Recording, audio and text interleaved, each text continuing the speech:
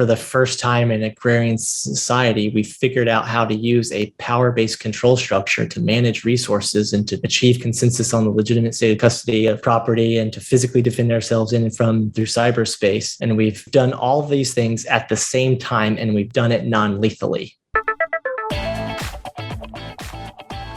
Hey, everyone. Welcome to the show. I'm here with Jason Lowery. Jason, this is long overdue.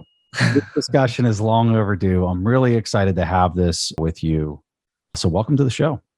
Thanks, Preston. I've been a low-key fanboy of yours for a while, so very excited to be here. I'm honored. Hey, so I want to start off this conversation with this idea of property rights. So, Jeff Booth is really big on first principles. Let's start with the first principles thinking on all of this. And you had made this recommendation to me when we were talking about how to kind of go about the show. I think it's a great idea about property rights and how they first emerged. And then I guess we'll just take it from there after you take that away. Okay, cool. Yeah, so property rights, how they first emerged, how sapiens first started managing their internal resources, determining who has control authority over those resources, determining how to settle disputes related to property rights, and also achieving consensus on the legitimate state of ownership and chain of custody of property. So at some point in the time scale of human beings, we started experimenting with different protocols for doing that. But where we came from was effectively a proof of power protocol. So before sapiens and even before primates, most animals, especially pack animals, when they just took down a kill and they have excess meat, it is an existential imperative for those pack animals to manage those resources, to determine who has the pecking order, essentially. Like, how do you divvy those up? Whose property does this belong to? So it's important to realize that this is an existentially important question.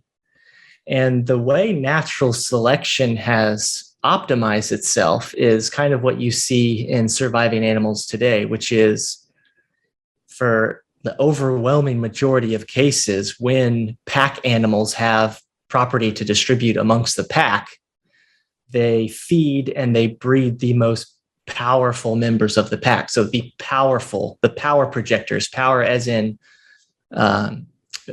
watts, as in joules per second, like literally the strongest members of the pack get first dibs. And then if they have property disputes, like a group of wolves, like a pack of wolves, they settle those disputes through physical power competition. So they snarl and bite at each other, and they're constantly doing this. So they're constantly snarling and biting at each other and establishing the state of ownership and chain of custody of their property using this proof of power protocol, you could call it. The reason why they appear to have done that is because of, like I said before, natural selection. So something that a lot of people forget when they're evaluating or studying nature is something called survivorship bias, where they forget that what you observe in nature is what has survived a very rigorous selection process. So like the reason why you see so many pack animals use this proof of power protocol for establishing consensus on the legitimate state of ownership and chain of custody of property within their packs is because all the other animal packs that used other techniques didn't survive. So right away, you already see that that this proof of power protocol, where people settle disputes with power competitions and achieve consensus on the legitimate state of ownership and chain of custody of property and determine resource control over it using physical power, that is the protocol that has survived natural selection. That's why you see it in nature. So that's just something that's worth noting, because humans, sapiens, for whatever reason, after we transition from the upper Paleolithic era into the Neolithic era, in the beginning, we didn't really like there wasn't really much of a sign. There isn't really much of a sign in the human fossil record throughout the Paleolithic age of any meaningful scale, like killing of humans, like human on human killing. There's not really much in the fossil record. But in the Neolithic age, we adopted new types of protocols for establishing consensus on the legitimate state of ownership and chain of custody of our internal resources. And then after we established these new protocols, you start to see signs of like massive scale warfare. And so this is really important to like kind of pull the thread on from both an anthropology perspective, but also the core, really what it comes down to when we talk about Bitcoin is really just a philosophy about how do you determine the basis for which you establish resource control authority and have consensus on the legitimate state of ownership and chain of custody of an underlying piece of property. So what sapiens started doing is they started abstracting. Sapiens have really big neocortexes. They started coming up with imaginary alternatives to the proof of power protocol. And so what they effectively started doing was appointing people with imaginary power. We could call it rank, for example. And so in the Neolithic age, you started to see signs of rank, and it was really obvious in the fossil record because of how they bury people of high rank. They bury people of high rank with like much more, like literally gold-plated graves, and the Great Pyramids and stuff. These are people with such imaginary power that they are like, people legitimately believe they're gods. So early in this age, we had god kings. And so the god kings got the resource control authority. So they were the ones that determined what the legitimate state of ownership and chain of custody and property was. And if people had disputes on their property rights, the god kings would adjudicate those disputes. But at the end of the day, it was all just an abstraction, right? Let's be real, they probably weren't actually gods. Right? And there's no indication that they were. And I think you see some of this abstraction in just like, you ever see these videos of like maybe a smaller dog kind of like being the alpha dog, and there's other larger dogs there, but the little one's kind of like, it's calling the shots in the house. Is that abstract power? Would you consider that being like, just because that little guy has convinced the others that it's more powerful, even though it's physically not? It's very clear that it's physically not. In their mind, the larger dogs are looking at it and saying, yeah, I guess I need to listen to this little thing that's yapping at me or whatever. So that is actually a great example for two reasons. So the first one is the little yapping dog is, in my opinion, doing the physical power projection technique. So what a yapping dog is doing is saying, I will impose a physically prohibitive cost on you. Yeah. Like, I am defending my territory by signaling to you my capacity to impose a severe physical prohibitive cost. So it's a form of deterrence. This is the same thing that we do when if North Korea is rattling, they'll get a B-2 bomber fly low pass right across their coast, just to remind them, or the when you're downrange, all the shows of force. Peacock. Right? Yeah. You're just letting people know it's like, I have the capacity to impose severe physical prohibitive costs. Now, the reason why it's hilarious when the little dog does it is because when like the little dog is like yapping at the bigger dog has been domesticated. They're all both domesticated. So those dogs have been, they're wolves, like extremely aggressive wolves that over 40,000 years have had their physical aggression and their inclination to be physically aggressive essentially bred out of them. Yeah. So domestication is the process of humans deliberately removing a animal pack's inclination to impose physically prohibitive costs, making them docile. And the reason why that's such a great example is because that gives us what is essentially what we need to causally infer that the relationship between when you stop projecting power, when you forfeit your power and you stop trying to secure yourself by imposing physically prohibitive costs on your attackers, there's a causal, there's a direct causal effect of you become less secure. For example, like a lot of people will say, well, correlation doesn't necessarily imply causation.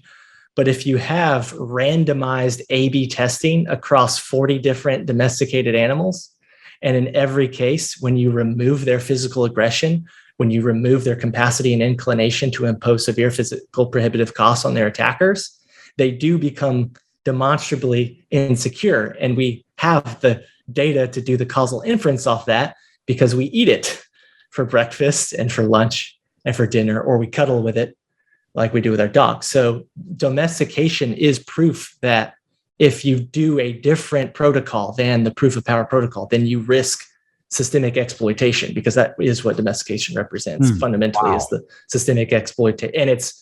And it's randomized. It's like a natural experiment, because you could never you'd never see that in nature. Right. Yeah. And so like, I always joke, like, cause I'm a big, I love wiener dogs, and I love like Italian greyhounds and like whippets. But I always like joke, it's like, those are abominations of nature. Like we literally bred these creatures to worship us. They would never survive in the Siberian wilderness. And if that yappy little dog ever acted that way to Siberian wolves, it wouldn't turn out the way. So like that, they only get away with that because they're all domesticated animals. It's the same reason why we can, that is essentially the foundation of modern agrarian society, is our ability to make animals less physically aggressive, less inclined to impose physical power, to impose cost on us. And then as a result of that, we can take advantage of them. I'm not trying to jump ahead, but I guess we got our example of proof of stake right there. Well, so what we have shown using a causally inferable randomized data set is that there are dramatic strategic security implications for choosing not to project power. Okay, because when we do it to animals, look what happens. We turn oryx into ox, and then they become pack animals, and they become slaves, and they grow our grain to feed the other slaves that we've domesticated, slave being the domesticated animals.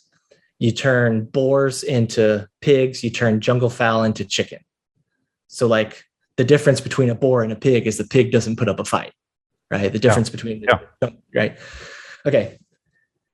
So that gets to be a major issue when we get to agrarian society, because of abstract thinking. Abstract thinking enables theology, philosophy, enables ideologies. And it became considered morally reprehensible to use physical power as the basis for which you settle property disputes or determine resource control authority or achieve consensus on the legitimate state of ownership and chain of custody of property. And it was essentially morally condemned for two reasons. The first one being because of the energy that it uses. It's very energy intensive to establish a pecking order using physical power. Like just watch a pack of wolves. It looks exhausting. They're constantly fighting against each other. Yeah. And then, of course, obviously, if you use physical power as the basis to do this, then you risk physical injury if you're doing it kinetically. So if you're imposing physically prohibitive costs kinetically, using force to displace mass, then obviously you're going to have accidents.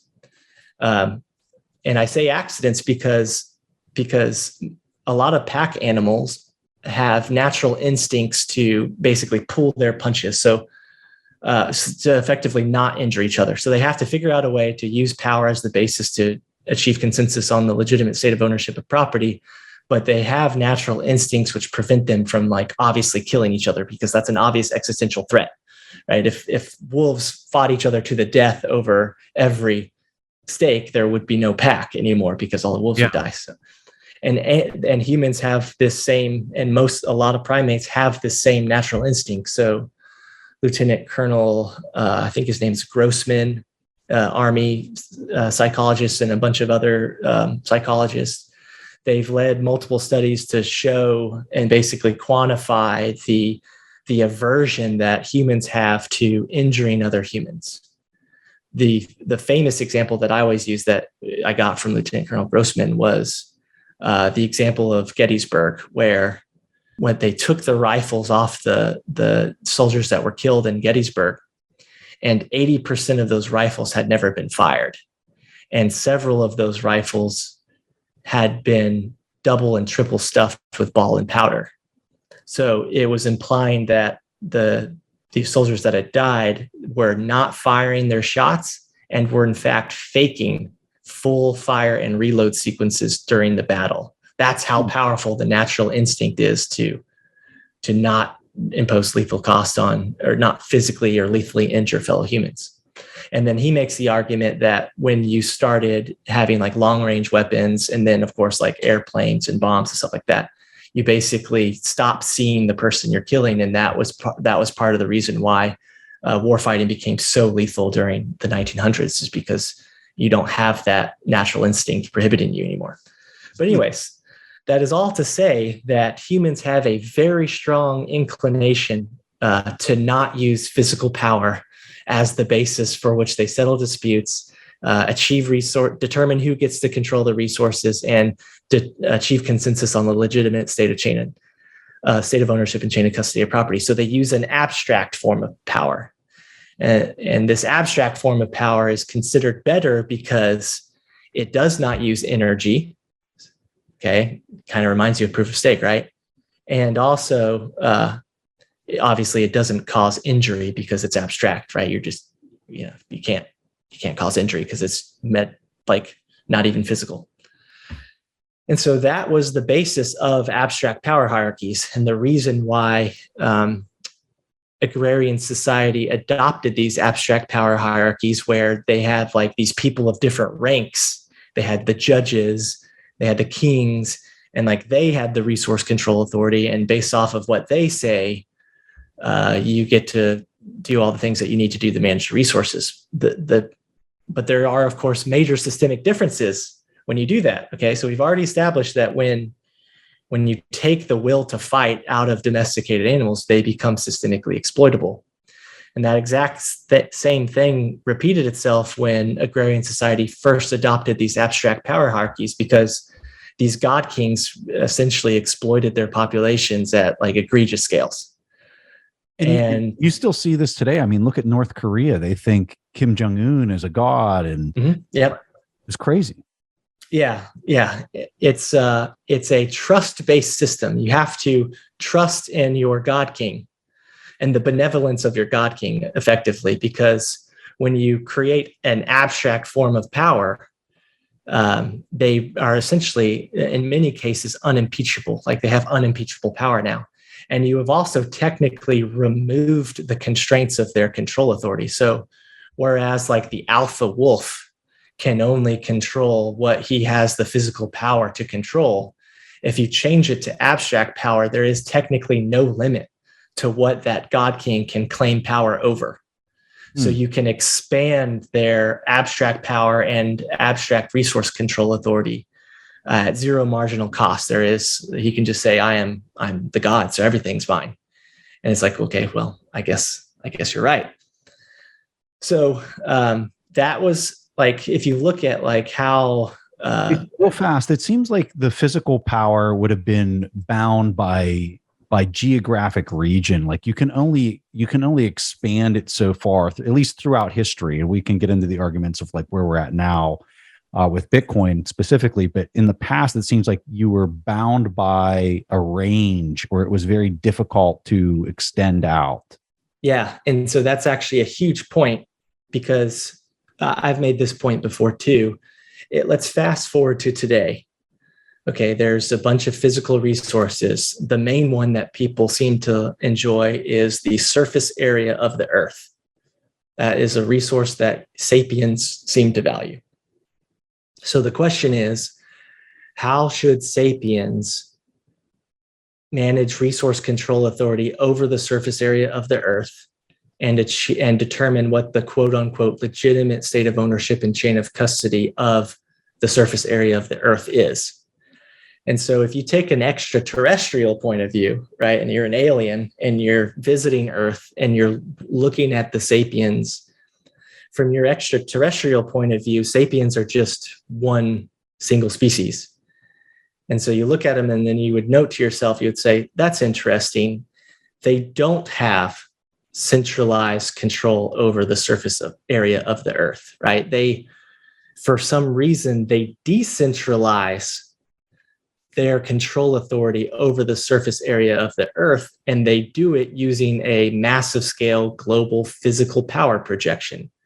So there's no one government that has abstract control authority over all the resources of the earth. In fact, sapiens deliberately prohibit that. How? By imposing a physically prohibitive cost on gaining single and centralized control authority over all of the surface area of the earth. So effectively, that is the proof of work protocol, where we are using power, physical power, and we have a bunch of different a large scale physical power competition. And the benefit of that large scale power competition on a global scale is decentralization of control authority over Earth's natural resources. Wow. And so basically, yes, you're exactly right. In fact, at scale, because like a lot of people will say, well, like military centralized power. It's like, no, take a global picture of it. It is precisely the case that no country can gain 51% control over all the natural resources, because we're constantly engaging in this physical power competition. And people, and like anytime Mr. Genghis Khan or Mr. Adolf Hitler or whoever tries to achieve centralized control authority over physical resources, the reason why this system is secure is because there's no limit to how much power honest people can sum together to make it too physically cost prohibitive to achieve centralized control authority over resources. Like the idea just struck a chord on a book that I read that I've never even talked about before. But this was a book that, in the summary at the back of this, it gets into that exact point that you just made. It's the physical cost that here's the title of the book, The Rise and Fall of Great Powers. This is by Paul Kennedy. And that's one of the main things at the end. The summary is that the thing that you see through each one of these great powers throughout time is they overextend themselves militarily. It almost always also corresponds with them debasing currency and trying to a lot of the stuff you're seeing right now playing out in the world, as far as offsetting some of that and expending and having all this gross fiscal spending, and the power projection as they push out to accompany that large fiscal spending to try to offset the issues that they're having with their currencies. And that being like the crux of how all these great superpowers have failed over time. It's a fascinating read if people want to dig into it. What was the one that you just held up, Jason? This one's called The Collapse of Complex Societies. This was recommended to me by Natalie Smolinski from the Texas Blockchain Council. Yeah. But it goes into, it's not just that, it has multiple different explanations for how complex societies kind of break down. But like, yeah, that's a clear trend in history. And it's also, the opposite is also true. Another clear trend is when people stop keeping a military, or they deliberately impede their own capacity to project physical power, they tend to have Hannibal at their gates really quickly. And so there's a kind of a balance there. But yeah, it's really interesting. Another point that's very pertinent to the world today. Yes. Yes. Yeah, there's so many good examples now. I often joke, it's just like, I don't even need to write this thesis anymore, because like it's just playing out in real time. And, by the time it publishes, it'll just be probably obvious. But I guess what we're starting to speak about now is the systemic benefits the systemic trade-offs of abstract power hierarchies as a basis for controlling resources and physical power hierarchies. And so the big ones that we've kind of highlighted is when you use physical power as the basis for which you kind of manage your resources, physical power is inclusive, meaning every single person can have access to physical power, right? Like you are always able to swing a fist or swing a sword if you ever achieve a state where you're being invaded or you're being exploited by your God King. So it's a highly inclusive protocol. Everyone can fight. Physical power is also unbounded. So there's theoretically no limit to the amount of physical cost you can impose in watts, especially after humans discovered fire. Because it used to be like animals can only project as much power as they can summon endogenously, like off of their own calories that they ingest and can like swing through their muscles. But especially once humans found gunpowder and these other power projection technologies, what that represents is you're tapping into an exogenous supply of power and then using that to impose physically prohibitive costs on your attackers or your exploiters. Again, power meaning physical watts. And so that game, this power projection game, has scaled to the point of nuclear weapons. That's how, when we say there's theoretically no limit to the amount of power that honest people can summon to defend themselves, that has scaled to the point of we could actually destroy the planet at this point. Like we have that means now. That's how high this honest people can scale that. Another big one, and this is a huge one when we get into a future conversation about proof of work versus proof of stake, is that physical power is systemically exogenous, meaning it cannot be systemically exploited. Whereas like rank, people can change their rank or people can change the rules so that rank has more abstract power than not, right? Rank is instantiated by the system itself and therefore is systemically exploitable. But physical watts is an ontologically different phenomenon that exists completely outside of these abstract power hierarchies that we use to manage resources. And so it doesn't matter. Like, and this is why, like, it's like those David Goliath stories where it's like there's someone of high rank, there's some king, and they've got their abstract power hierarchy and they've got themselves systemically secured, and it's just like you're just going to get steamrolled by these peasants with their swords, right? Because you can't exploit their power. It's exogenous to the system that you're the king of. And then another big one, you mentioned this too, but it's a huge one, is that obviously physical power is physically decentralized.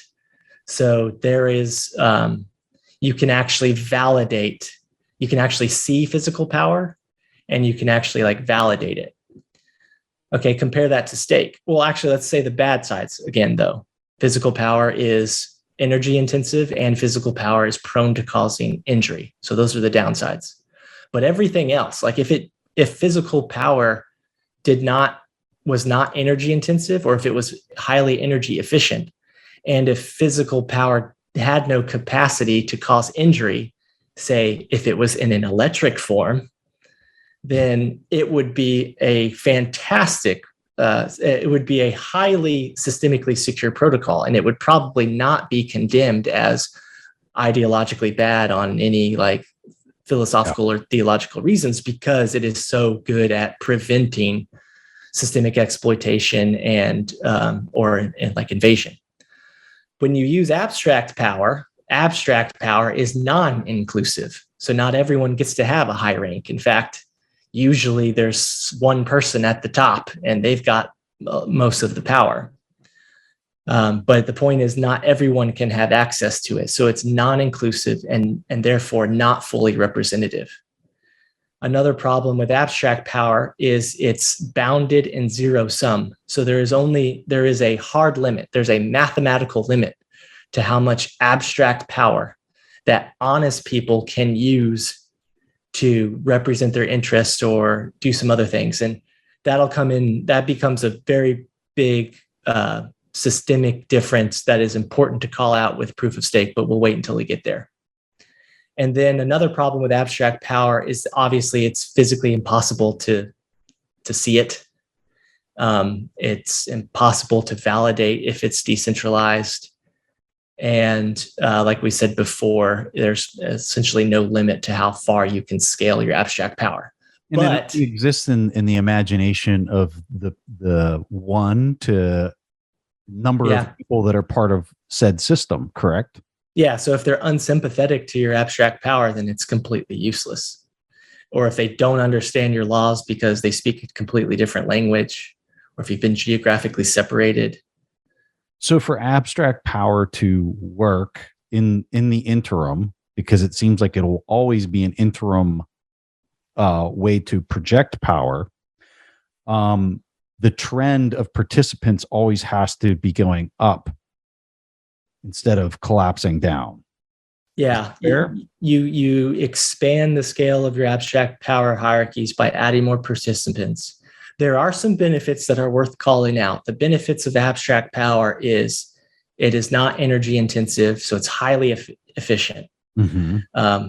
It's like if you live in a well-functioning, trustworthy society, then it's fantastic. You can get enormous resource abundance from it because people are trustworthy and they're following the rules and they're sympathetic to the rules, and the people that you trust as intermediaries and the judges are fair. Like it works out really well, and it has directly led to the enormous amounts of resource abundance and prosperity that Sapiens agrarian society has experienced. And obviously, it is not capable of causing injury. The problem that you just highlighted is it tends to break down over time. The root problem, as someone said, with all these abstract power hierarchies is that people must be trusted not to exploit them, not to be unsympathetic to them, not to invade them. And history is filled with examples of breaches of that trust. So it requires trust. So it is a trust-based system. Yes, you must trust the people of high rank that are appointed over you to not abuse their rank, or you must trust the neighbors that are unsympathetic to your laws. You know, the Hannibals out there, the Genghis Khans out there, to just not roll in and take your stuff. And so it is, for these reasons, it's systemically insecure, because so long as you have and rely on abstract power, you are technically powerless from a physical standpoint. You have no capacity to impose severe physically prohibitive costs on people who either try to invade you or try to exploit you. Parasites are not allowed into an abstract power situation, or it will eventually collapse upon itself. But the problem is, if you are a parasite or like a sociopath, or you're just a guy that wants a lot of control authority over resources, abstract power hierarchies create a nice, beautiful honeypot for you. Like all you have to do is become a high-ranking person. They're incentivized to find it. Yeah, it's like moths to a flame. Wow. And that's I'm sorry, but that to me, that's like a super powerful statement that I have never thought about. And also that's why you see nepotism in abstract power hierarchies over the course of agrarian society. So they will come up with abstract reasons to say why these high rank positions should stay in the bloodline. And so I'm a king. I was appointed there's some God that says I have a divine right to be this powerful, abstract powerful. And my son is, carries my blood and therefore carries my abstract power. Like they come up with reasons. And over time, that becomes very bad because the people at the high positions of abstract power are like literally deformed. They're like inbred freaks. The King Tut exhibit is here in Boston. It's like King Tut was not like a healthy person. These god kings and the kings, there's so many examples. It's not meritocratic at all because they're like literally inbreeding just to keep their abstract power. And anyways, Yeah. And so it's like moss to a flame. You get it is actually way easier to exploit people through positions of high rank than it would be if they used physical power as the method to do it. Yeah. And so this gets back into like the case with the wolves or with any form of abstract power physical power projectors in nature is like, yeah, these wolves constantly fight over each other, but that alpha is not exploiting their pack like humans can through their abstract power hierarchies. It is much more of a meritocracy than what sapient structures look like, what their abstract power structures look like for that reason. Yes. And so this is why like I often bring up the example of stags or a lot of different herbivores, because what's cool about what they've done is they actually evolved a way to continue the power projection game where they use physical power as the basis through which they achieve resource control authority and determine legitimate state of ownership and chain of custody of property. But they have designed these weird things that come out of their heads, and they're not horns, so they're not like pointy. They're all tangled at the end. And so when they butt heads and they fight each other, they actually get entangled by design to prevent themselves from injuring each other. But those same antlers can be used to like stab enemy, like predators that are attacking them. Yeah. So they've created a way where they can use physical power and they can still have like lethal things on their heads to help impose physical costs if they need to defend themselves. But when they use those same devices to achieve pecking order internally, it minimizes the capacity for injury. It doesn't completely eliminate it. Accidents happen, and sometimes their antlers interlock a little bit too much, and they die. But another one that I find fascinating on the proof of work is bees. Like I find how the queen bee, like I guess, goes out, and then they like the fastest one is the one that that genetic line is passed on. You might know more about it than I do, but like that is just fascinating to me, and it's exactly what you're getting at as far as like projecting watts or power in this physical power display. Honeybees are a fantastic example of strategic security because they literally create a honeypot security problem, right? Yeah. It's honey. Like everyone wants their honey. Yeah, it's literally a honeypot security problem. Honeybees have stingers, but those stingers don't protect the individual honeybee. When a honeybee stings something, they will sink that thing so deep in their skin that the only way, because of how it's designed, the only way to get that thing to detach from the person they sting is to disembowel themselves, and then they die. Mm-hmm. So a stinger on a honeybee is not designed to protect the honeybee. It's not designed for self-defense. The stinger of a honeybee is designed to inflict as much pain as possible on an attacker, to impose as much physically prohibitive costs on an attacker for the systemic defense of the hive. And they will die in the process of doing it, not to protect themselves, but to protect the hive. And it's just a great illustration of kind of that point. The really easy and simple way to think about it is everything has a benefit to cost ratio of attacking or being attacked. There's some benefit of attacking someone, and there's some cost of attacking someone. And so if you want to be systemically secure, you need the cost of attacking you to be as high as possible, and you need to strive to keep it high in order to keep your benefit to cost ratio as low as possible.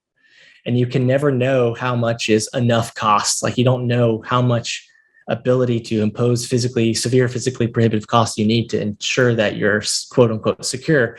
So you just have to be able to ensure that you have that ability and strive to do it as much as possible and kind of manage it. You don't want to get when you use abstract power hierarchies and you get enormous amounts of resource abundance, but you don't have a military to protect it. So you have all this freshly irrigated land, all this freshly irrigated farmland, but you have no soldiers to protect it.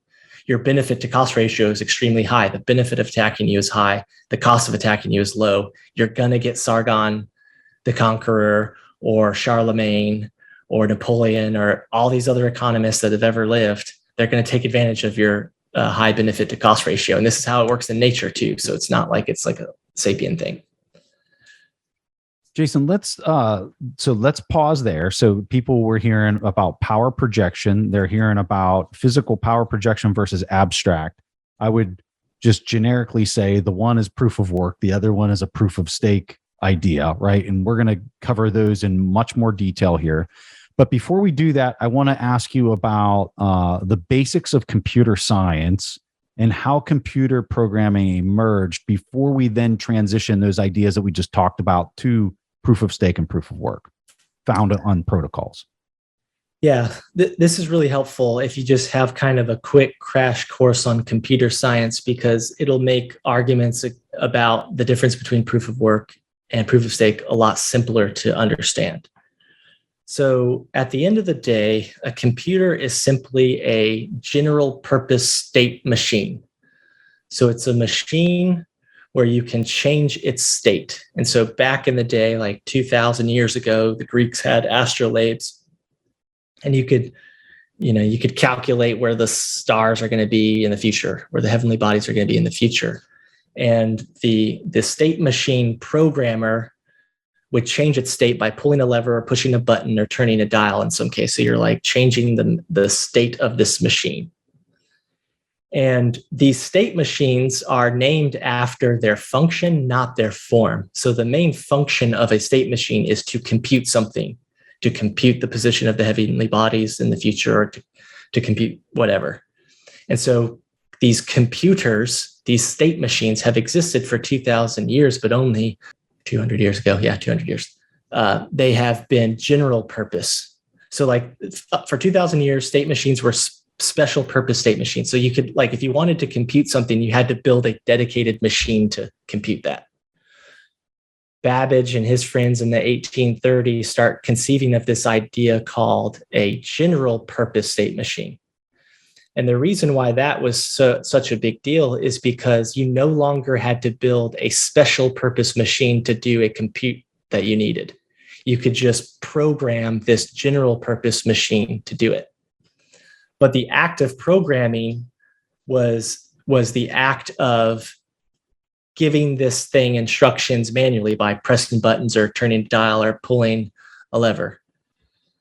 And also, the big leap there is that now the act of programming a quote, or the act of building and designing a special state machine, special purpose state machine to do your computation became an abstract idea. So you actually didn't need to build anything. You just needed to think of a design, and then figure out how to translate what was in your brain into instructions for a machine. So for example, the first computer programmer, Ada Lovelace, her program was for a machine that didn't even exist. Babbage's analytical engine in the 1830s was never built because it was too expensive to use, but she could still program it. She could still conceive of the sequence of operations that general purpose state machine would need in order to act like a special purpose state machine. Okay, so the easy way to think about like what programming represents is kind of to think about Shakespeare. Shakespeare comes up with a story, an abstract fictional story called, like, what's a famous one? Romeo and Juliet. Okay, so Romeo and Juliet is just a fictional story. It does not physically exist. It's a figment of his imagination.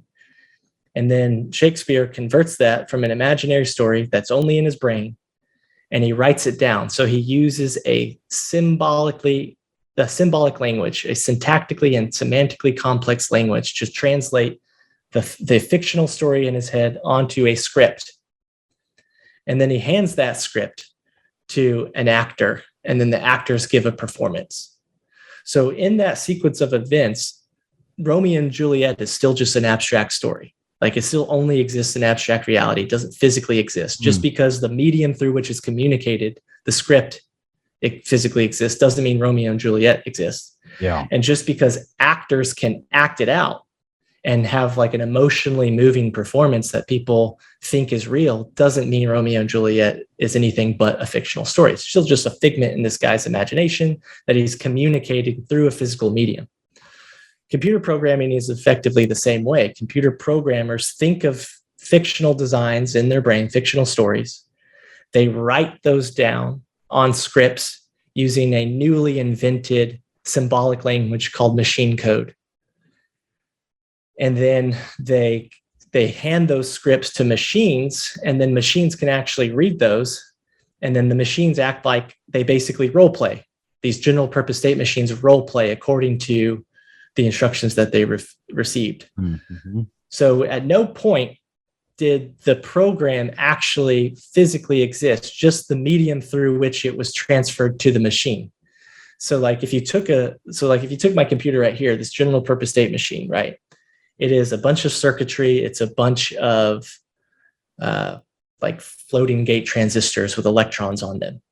Okay, so that exists right now. As soon as I quote unquote load a program on it, nothing's changed. It's still the exact same circuitry. It's still the exact same electrons stored in floating gate transistors. Okay, and if I remove, quote unquote, remove or delete that program, nothing physically, like the circuits and the floating gate transistors with the electrons in them are still there. The only thing that has physically changed is the state of the machine, not the state itself. So this like usually trips people out when you explain it, but programming or a program that you have loaded or the piece of software that you have loaded is just the symbolic meaning that you apply to the state change of the state machine. And that's like, because humans effectively figured out a way to apply symbolic meanings to circuits. Yeah. And then they get those circuits to repeat that symbolic meaning back to them. So like, you know, a painter thinks of a scene and he uses physical paint and canvas to depict that scene. Of course, the scene isn't real, just the paint and the canvas is real. And so that's what we would do with computers. So technically, Preston, you have no experiential knowledge of me whatsoever. Everything that you are seeing is an abstraction right now. You are not looking at me. You are looking at light-emitting diodes in an array on a plane controlled by a general-purpose state machine. You just know, based off of kind of where we are with technology, that I'm probably real. I'm probably not like, you know, an AI talking to you. But like, I don't know. 20 years, I'm not convinced. But like 20 years in the future, it might not be so easy. And so everything that you see on a computer screen is a symbolic representation of what's in someone's brain.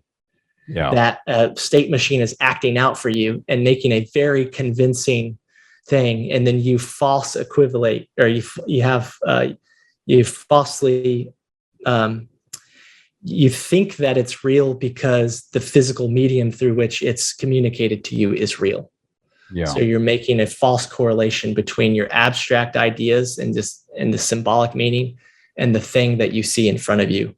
But they're actually two completely separate things. A program is just an idea floating in abstract reality, virtual reality. That's why it's called virtual reality. And a machine, a general purpose state machine, is what physically exists in shared objective reality.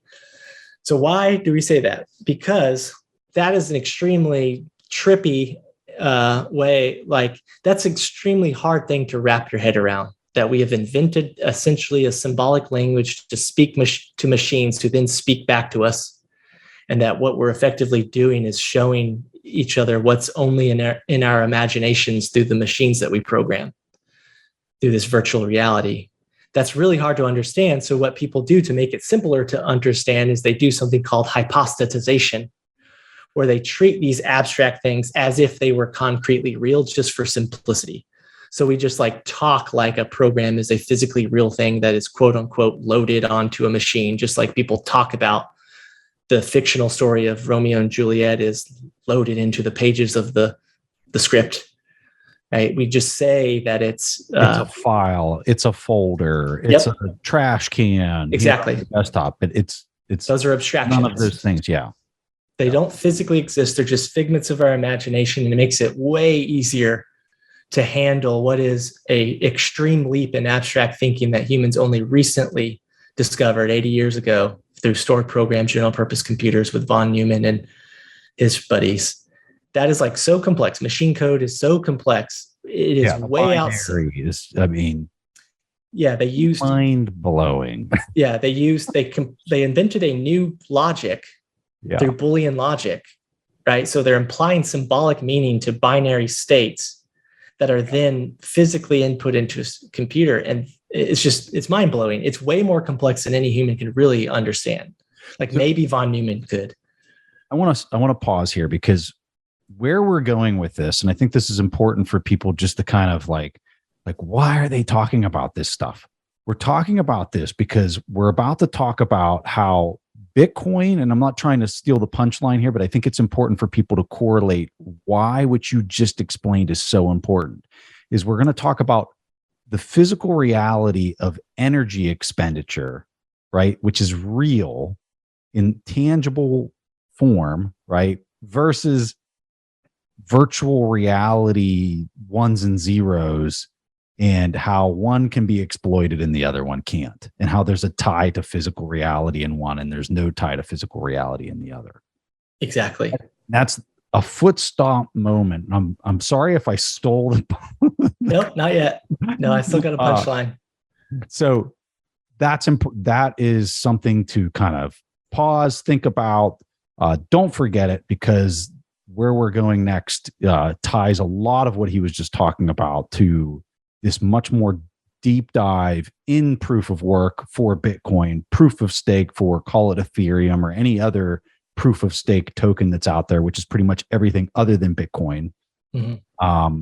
So are you ready to go there, or did you have other things that you wanted to kind of talk about with respect to the computer science stuff?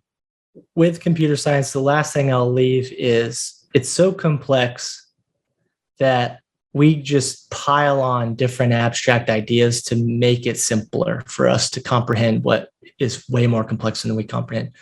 So over the 4 decades following the development of stored program computers, where you can apply symbolic meanings to the states of state machines and all this trippy stuff, that's when you get like assembly language, and then eventually higher order languages like we use today, like C, or in Bitcoin's case, C++ or Python and all these other things. These are just languages that make it easier to communicate to these machines, and specifically to communicate our abstract ideas that we design in our brains, and then we get our computers to role play back to us. Cyberspace, this idea of cyberspace is virtual. Obviously, it's a virtual reality. And so everything in cyberspace does not physically exist. The only thing that really physically exists is all the machines and all the computer screens that we use to basically role play. And it's like the famous like line from the Matrix when Neo's like visiting the Oracle and he sees that like little boy monk, and he's like, instead of trying to bend the spoon, only try to realize the truth. There is no spoon. That's actually a legitimate computer science principle. There is no spoon. Okay, we use things like object-oriented design as a technique to manage the complexity of programming. And so we arbitrarily choose to describe the complex emergent behavior of the machines that we program as if it were an object or an orientation of objects, simply because to make it easier to understand. Yeah, it's too hard to wrap your head around it otherwise, right? Yeah, it's too hard to program computers, but more importantly, it's too hard to explain your design to other people unless you explain it in terms that they understand. Yes. And since all humans live in a 3-dimensional reality where objects are oriented around themselves, we arbitrarily choose to describe the complex emergent behavior of these machines as objects. But the objects are not real. The spoon is not there. There is no spoon. It's just a charge or no charge. Yeah. And the story of Neo is, hey, once you realize that software is just an abstraction, then you can figure out how to exploit it. And then that's how Neo gets his powers, is because by just simply realizing that nothing in the matrix is real. Therefore, there's technically no restrictions, no physical restrictions to limits to his power. And so like software, yeah, reminds you of a clip I might play here at the end of the show. Yeah, I know. So that's really important when it comes to the field of software system security, because it's important to recognize that like software doesn't break. It can't break. Software just does exactly as it's told. Right? So it does exactly as it's designed. So if there's ever a hack, or if there's ever like something bad that happens, nothing was broken. People are just taking advantage of the rules of the system. And so how do people make software more secure, especially if it's in charge of like sensitive information, or it has sensitive commands, right? Like sometimes software runs major weapon systems. The way that most software security is done is by creating an abstract power hierarchy where you assign rank to certain positions. So like admin privileges or admin rights, right? These people higher up in the ranks have more control authority. They can access more information, or they can do more dangerous commands. And the way you keep your software secure, at least in the old way, is by these abstract power hierarchies. Of course, since everything in software is abstract, then the basis through which you choose to determine resource control authority within your software instantiated system, or the basis through which you choose to achieve consensus on whatever the legitimate state of ownership and chain of custody of whatever abstraction you've created in software, you have to use an abstract power hierarchy to do it, because there is no alternative, not until we get to hashing. But that's why it's just important. There is no spoon. We arbitrarily choose to describe software as objects to make it easier to understand their complex emergent behavior. And for the purposes of system security, technically all software is an abstract power hierarchy, where usually the developer is the one effectively functions as the God King, who gives themselves the most abstract power, therefore the most control authority over whatever resources that software manages. So like Mark Zuckerberg and all these like big time, they're God Kings. They wield this enormous amount of abstract power. They have control over billions of people's computers and the information on those computers, and they have control authority over resources for no other reason than they're the highest ranking person of Facebook. Wow. And that is so profound. Yeah. They're, and in cyberspace, you've got all these God Kings emerging. And so, you kind of see them kind of duking it out. And so it's in this migration of human society. Now we've once again using abstract power hierarchies to manage our resources, but now we're doing it in cyberspace, managing things like, information. But if you have abstract power over machines and people become increasingly more dependent on those machines, then that translates to power over the people too. So for example, like weaponized misinformation, if people get all their information from social media, and then you're in charge of social media, like if you're the person head honcho at Facebook or whatever, you get to control the information that people see that affects their behavior. So it is enormous. Like they have, like people today in cyberspace have levels of abstract power that would make the pharaohs blush. Well, don't you think that they also have a bit of physical power too? Because, when you describe physical power as watts, just look at these server farms. So take Zuckerberg, for example. Like all of this data and all this information that he is storing on behalf of these billions of people require watts in order to run these on the hardware. So would you argue that there's a mix between physical power and abstract power that a guy like that wields? Yeah, I guess you could say it's a mix. There's two different realities to keep track, and this will be helpful when we talk about proof of work. There's abstract reality. So there's all that data on a server is again, it is symbolic meaning that we assign to electrons in a floating gate transistor. It's not actual data. Like there's not actual ones and zeros. We choose to say this switch and this position is a 1 and this one is a 0. And through extraordinarily complex semantic and syntactic language, we get Romeo and Juliet or information out of it. Yeah. So there's shared abstract reality. And then in shared objective reality, there's the actual physical hardware of the systems. And yeah, I guess you could say they have like physical control over that physical hardware. Yeah. But that is defended the good old fashioned way. Okay. So like, that's on a plot of land and it's probably got a big old fence with a bunch of barbed wire around it. Like it's being physically defended. So they have control authority over that. And I guess the physical power of their fence, and they probably have armed guards. In fact, I know they do have armed guards.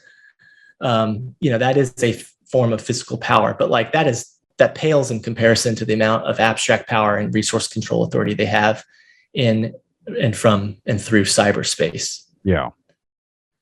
Now, let's fast forward. So like for 60 years, we once again have another honeypot problem where you have like these massive data repositories. You have this capacity to control a bunch of people's computers all across the world, but you have no capacity to impose physically prohibitive costs on the abuse of that information, that data, or the abuse of that abstract power. And you have all these people that are designing systemically exploitative abstract power hierarchies through their software. It's very obvious. And then you also have all the just massive levels of hacks and everything. A hack is just people taking advantage of the rules of the system. Nothing breaks in a hack. It's just systemic exploitation. So this like big problem with hacking is just essentially a big problem of people systemically exploiting abstract power hierarchies. And a main challenge of all this is just the fact that you cannot impose physically prohibitive costs on people in and from and through cyberspace, at least not until out of back. And so that's why when you think of the hash cost function, that's why it's such a big deal, is because what he did was he created a program whose sole purpose is to impose a real world physically prohibitive cost on people and programs on other computers.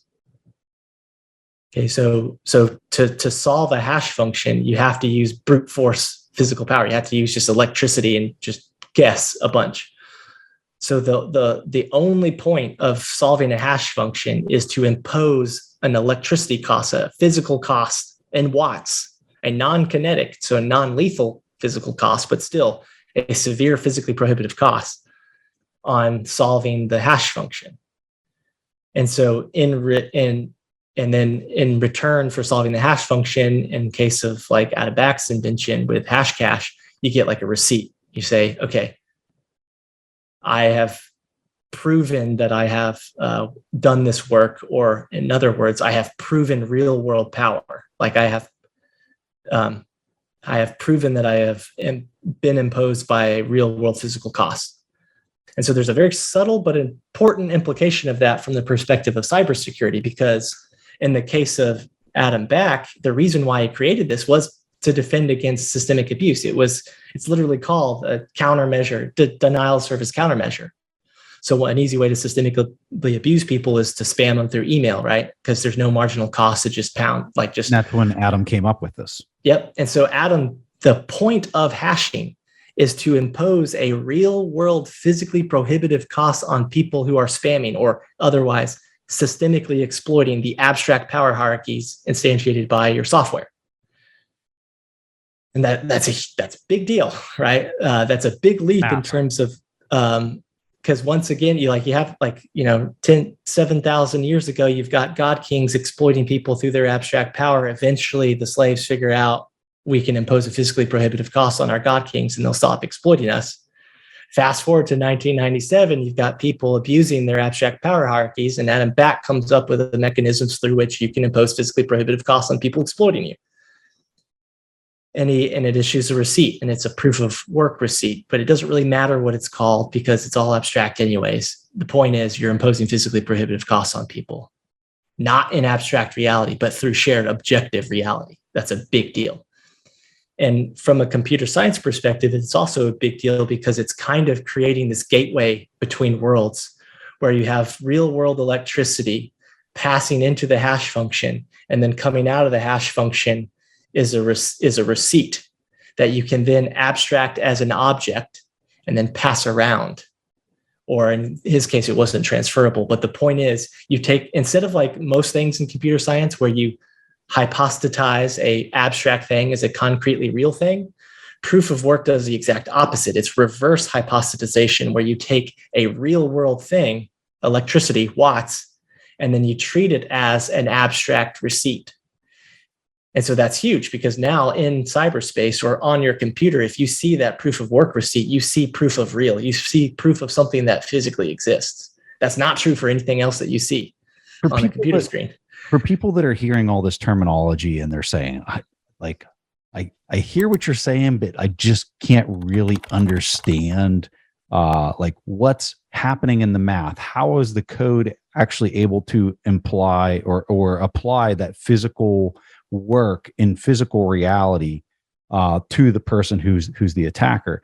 And so if I was going to just very simply try to demonstrate to people in real time what's happening there, this is a way that I'm going to put some proof of work on Jason right now. Jason, I'm thinking of a number between 1 and 10, and go. I want you to start guessing what it is. 3. No. 5. No. 8. No. 9. No. The number was 7. So he would keep going through this, right, until he gets it right. But he's expending watts, he's expending energy, trying to figure out what the number is. And so through the mathematics, he would then be able to, when he does find the answer and he does see that it's 7, he can mathematically, through encryption, prove that that was the only answer to the question that I asked, which would have had, the way I asked it was, it's between 1 and 10 and go, right? There's a way to verifiably prove that that was the only right answer to the question that I asked through mathematics. And this is what's happening where we're doing this digitally over the internet, right? This is what's happening in a proof of work system that these miners are solving for, and it's verifiable through mathematics. And there's a lot of different ways that you could design a physical cost function. Adam Back just seems to have just nailed it. There are several other people trying to solve this problem, but the beauty of Adam Back's is that it appears to be perfectly fair. Like there's no advantage gained by anyone. You just have to brute force it. You just have to randomly guess, and then you're just randomly lucky. Yeah. And so it imposes physically prohibitive costs evenly to anyone who tries to solve it. It has no favorites, essentially. But it's important to emphasize that a proof of work hash cost function is a physical cost function. Its sole purpose is to impose a real world physically prohibitive cost on the people who try to solve it. And that's huge, because if you demand that someone essentially collateralize or present proof of work in order to send you an email in the case of Adam Back's Hashcash, or to do anything, to execute any action or to send any bit of information, then what you have technically done in the non-abstract reality of shared objective reality is impose a physically prohibitive cost on them. Yeah. So we're talking, this is like the real world. Like you figured out a way to essentially countervail the abstract power of software, of the people who code software, because it's like your software is not allowed to execute a control action or send any information unless you present proof of real to me. And by demanding that receipt, you've technically imposed a real world physically prohibitive cost on them. And so Finney took that and he was like, okay, that's pretty sweet. Let's make that a transferable or a reusable proof of work. So like Adam Back it was like kind of a stamp, like, you just stamp an email. Okay, this has imposed a physically prohibitive cost on someone. So, but with reusable proofs of work, then now you have enabled this system where you can impose physically prohibitive costs on people for anything that you want, because these proofs of work can be applied to emails. They could be applied to like anything. And so that was the original like big like important thing about hash, cost function, and proof of work. Now, it had nothing to do, I mean, you could choose to call it a way to systemically secure money, but it's like, that's not really what it is. It's a whole new transformational way of cybersecurity, and people are just happen to be using it for a piece of software that would instantiate something that we could call money and monetize. But it, like, on its own, by itself, proof of work is a major leap in cyber security and computer science, even if it has nothing to do with money whatsoever. But the big question hanging over that was, okay, wow, this is pretty insane. We've created a way to impose physically prohibitive costs on people using this tokenized form of cyber power. This like reverse hypostatized thing where we've taken a physically real thing, but then transferred it into cyberspace as an abstract thing, but it can still impose real world physical costs. The question, the $1 million question was, well, how do you do that? Like, who gets to control that? Because whoever can control that is now, once again, another God King, right? And so that's where Satoshi comes in, because he figured out a way to make it so that the protocol which controls this reusable proof of work token itself is secured by its own hash cost function. So it's like recursive, it's like a self-enforcing, self-securing reusable proof of work token protocol. So easy way to think of it is really what you want to do is, if you're going to demand this cyber power token as collateral to execute a sensitive command action or send information, then you have to have some way to track its position in cyberspace, essentially.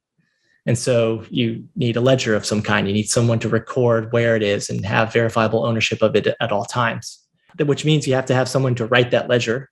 Okay.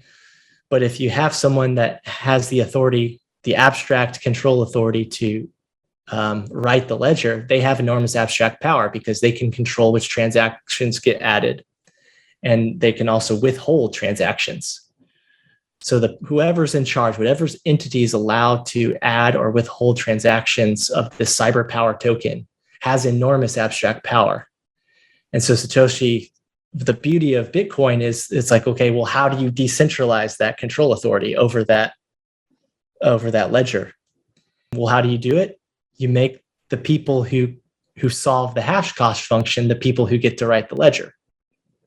So by doing that, you impose a real world physically prohibitive cost on people who attempt to control the ledger. And then boom, right there, now you have a proof of power system, just like natural selection is vetted, right? You have people who have the means, who have physical power is fully inclusive. Everyone has access to watts.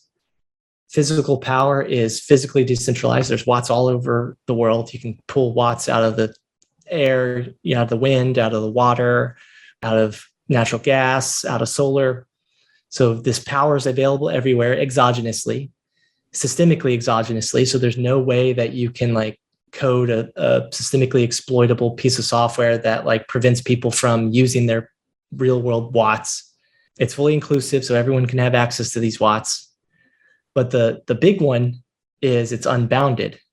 So let's say if someone starts gaining a lot of control authority over this ledger, well, because you're using watts power as the basis through which you achieve control authority over the ledger, that means there is no, theoretically, just like there was no theoretical limit to the amount of kinetic power that people can use to defend their access to their property in the real world, there is no physical limit. There is no theoretical limit to how many watts honest people can summon to impose severe physically prohibitive costs on anyone who tries to gain and exploit centralized control authority over the ledger. And so that's the primary basis through which this system is secured, is there's no limit to how many watts that people can summon to defend it. And this is very clear and it's clear that Satoshi was concerned about this because in 8 pages, he mentions the word attack 25 times. Yeah. He talks about people attacking with the same protocol more than any other word. And this whole thing is like, okay, listen, if you use physical power, if you make it so that you can't achieve control authority over the ledger unless you solve the hash function, that gives honest people the ability, the unbounded ability to impose physically prohibitive costs. So their benefit to cost ratio now can plummet because there's no limit to how much they can impose on anyone trying to gain 51% of the control. And that's where decentralization really comes from. There's obviously decentralization in the nodes and everything, but really it's the decentralization of the control authority over the ledger achieved through using physical power as the basis through which you can have control authority over the ledger. And there's no substitute for physical power for doing that. Let's go to proof of stake. Okay, so just like it in the birth of agrarian society, where people start condemning the use of physical power as the basis through which they settle disputes over property or determine control authority over property or achieve consensus on the legitimate state of ownership and chain of custody of property. People started to condemn the use of physical power for theological reasons because it's energy intensive or injury or prone to causing injury. In the case of proof of work, obviously it doesn't cause injury because it's electric, it's non-kinetic. But it is energy intensive. Okay, so once again, you have these abstract power hierarchies emerging where people are making the claim that it is on some ideological basis, not on any meaningful systemic basis, especially meaningful from the point of view of systemic security. They're claiming that it is quote unquote ideologically bad to use proof of work because of the energy that it expends. This happened. This happened with agrarian society, and this is how most kings rise to power, right? They say, okay, the use of physical power to establish control authority over resources is morally bad. We should use rank to do it. Proof of stake is effectively proof of rank. It's people saying, okay, we should forfeit our capacity to project physical power to defend ourselves and go rewind ourselves 25 years back in the history and progression of computer science and go back to abstract power hierarchies. It's important to note that the primary design concept of proof of stake existed before proof of work came out. People were already using and designing abstract power hierarchies to manage control over randomly like coins that they abstracted. That was already being done. Proof of stake goes back to that. And so the easy way to simply compare, like when you start to look at the difference between proof of work and proof of stake, and if you're like new to this and you're trying to really genuinely kind of understand the main systemic differences, it really just comes down to two different theories on how to secure your access to your property. The proof of work theory is you secure your access to your property by preserving your ability to impose severe physically prohibitive costs on anyone that would try to take it from you or deny your access to it or exploit your rules. Proof of stake says we can create some abstract form of power and then use that as the basis through which we defend ourselves. And so those are the two fundamentally different, that's the main difference is, can I use a general purpose state machine to design a program to create abstract power that does the same job as physical power? That's what stake ostensibly does. And if I do that, can a thing which does not physically exist, remember, there is no spoon, so stake is not real, stake does not physically exist, can a thing that does not physically exist achieve the same complex emergent behavior as a thing that does physically exist? So can a system that is defended through physical power have the same complex emergent properties as something that is defended through abstract power? And talk to us about validators, specifically on Ethereum, how they work, and then talk to us about slashing, because in their abstract power, as you would describe it, this is how they claim that they will defend the integrity of the ledger.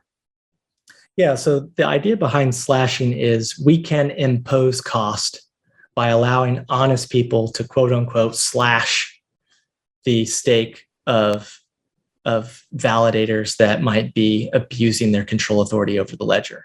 So if I'm a validator and I have whatever amount of ETH to set up my validation node, and I'm looking at transactions and I'm saying, yep, these ones are good. Include these ones in the next block. These ones are good. And you think that I'm a dishonest broker, and enough people like you agree with you that I'm a dishonest broker, you can slash me out of the validation mechanism. Yeah, correct? I can. Yeah. So what we're going after here, the main thing that's making this secure and insecure is control authority over the ledger. So validators have control authority over the ledger. They're essentially the gatekeepers. They get to choose which transactions get added to the ledger or which ones don't. So but that is a double-edged sword, because that also means they get to withhold transactions from the ledger, which technically means they're performing a denial of service attack. So you have to protect yourself against that. Now, the way Bitcoin does that is the people who are validating, or the people who are adding transactions to the ledger, if they start to be abusive, you can basically just hash them out of their control authority. But with validators, you can't, because stake itself is zero sum. Okay, so there's for example, let's just say there's a situation where some single entity controls 60% of all stake. If some single person controls 60% of all stake, they can split that stake across millions of validators. And it would still be the same single entity. And then they could use those validators to start tactfully withholding specific transactions from the blockchain.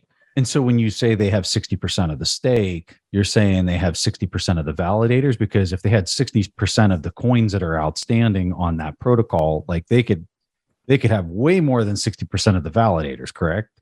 Yeah, so there is a difference between the number of coins on the protocol and the number of coins that are parked in validators. Yeah. But the worst case scenario is 60% of the stake is controlled by a single entity, and they put all of that in validators. That would be the worst case scenario. Yeah. Or actually, that could be the best case scenario, because you have to look at the stake you have to look specifically at the stake. And if someone controls 60% of all coins, they can have far more than 60% of the stake that's being used in validators. So yes. So just to give them the benefit of the doubt, let's just assume that everyone who owns coins is using it in a validator. All the honest people are putting up their biggest fight possible to try to resist. So you've got 40% of all the coins being staked by honest people, and then 60% of the coins being staked by dishonest people. In that situation, the whole point of bringing this up is, in that situation, because stake is bounded and zero sum, the honest people can't get more stake. They can't simply regain control authority over the ledger by adding more stake, because it's a zero sum amount. This isn't a problem in proof of work. If you only have 40% of the hash, if honest people only have 40% of the hash, there's no limit to how much hash they can add back into the system. There's no limit to how much computing resources they can get and electricity they can get.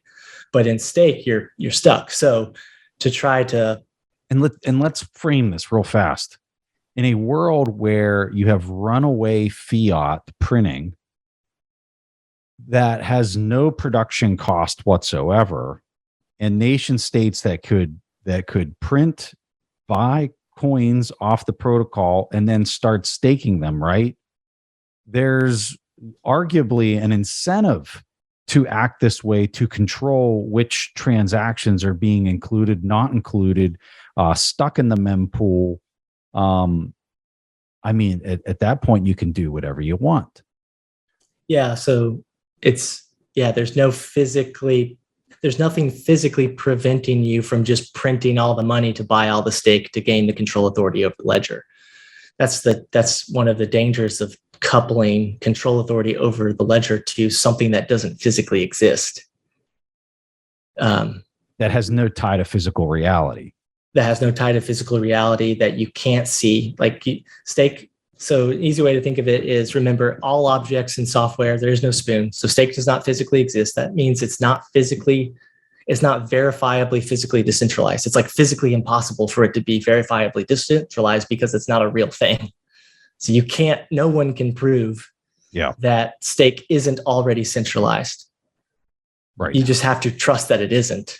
Yeah. And then if it is, and then people start to abuse the control authority that they have by virtue of having majority stake, then that's where slashing will supposedly help the honest people, because, okay, the honest people can slash the stake of the people that are using it to attack the network or censor transactions or do whatever bad things they can do with the control authority that they have. And then you get into the whole argument discussion of what's considered honest and who are we talking about, how they view what is honest. Right? Exactly. Look at the world today. It's a perfect example of that exact point is, are you in this camp or that camp? Well, who's right and who's wrong? Well, the people in your family, you could probably split them right down the middle of what they believe in, and both of them think that they're right.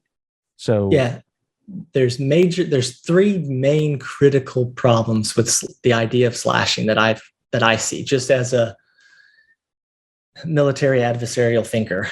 The first one is, first of all, how would you even attribute an attack? So like if someone has 51% control of 50% of all Ethereum and they're staking all of it, right? And so like the majority of staked Ethereum is controlled by one person. Because it's not a physically real thing, they can trivially divide that stake across millions of validators, and then they could pick which validators they want to use to start tactfully withholding transactions from specific targets. Okay, so they call this censoring, but it's just withholding valid transaction requests from the blockchain. And you could do that, and you could do that across validators. Okay, so how do honest people identify that the attack is even occurring if it's happening across millions of different validators controlled by a single entity? That's really difficult to do. Impossible to do? I don't know. But like it may be. What I do know is that it is physically impossible to verify that stake isn't centralized. Yes.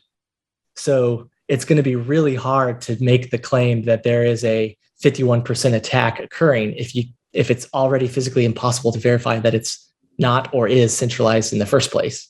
Mm-hmm. Okay, so that's assumption number one, that you can even have attributability.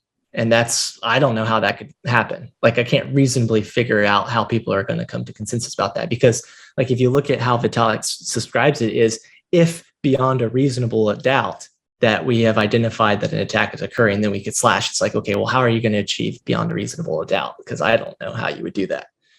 Any self-respecting attacker isn't going to put all their stake in one validator. I don't even think they can, because I think it's like limited. Okay, so that's problem number one. Problem number two, this gets to your point, which is you're assuming that people will think that the censoring is bad. That almost never happens in actual sanctions on financial systems. Canada being a great example. When they started sanctioning or denial of service attacking Canadian truckers, a lot of people didn't think that was a bad thing. Mm-hmm. Okay, so how are you going to achieve consensus from the majority of the people that they should even slash someone if there is some theological or philosophical or ideological reason why they are abusing their at the end validators? Of the day, you have to, everybody on the planet has to agree with the idea that if you and I want to transact, if I want to transmit some type of value to you, I should have the right to be able to do that. Right. Regardless of what anybody else in the world thinks. Yeah. Right. And what are the chances that everyone's going to believe that, especially when only select few people who might be easy to perceive as bad are the ones being denial of service attacked? Yeah. You see all it with Canada, and then obviously you see it with the sanctions against Russia. Most people, like a lot of people, think that it's good that we are denial of service attacking or 51% attacking Russia and censoring their transactions off SWIFT for ideological reasons. And okay, people so always think that until it happens to them and they're on the wrong side of the equation. Yeah. But in reality, what you would expect is if someone has that much control authority over the ledger, they would only be using it to denial service tax certain people, not everyone. Yeah.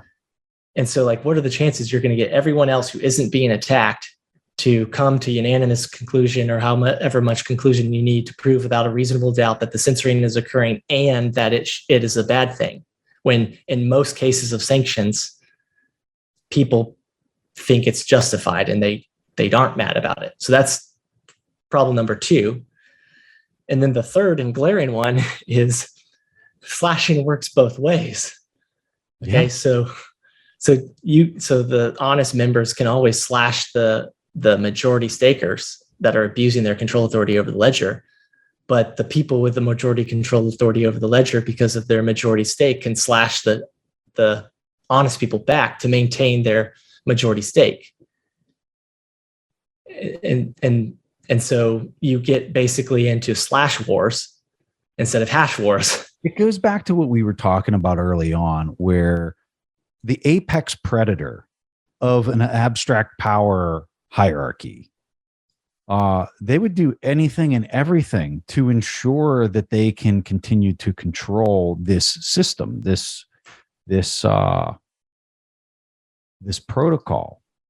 But for the people that are at the bottom of this protocol, or this social order, if you will,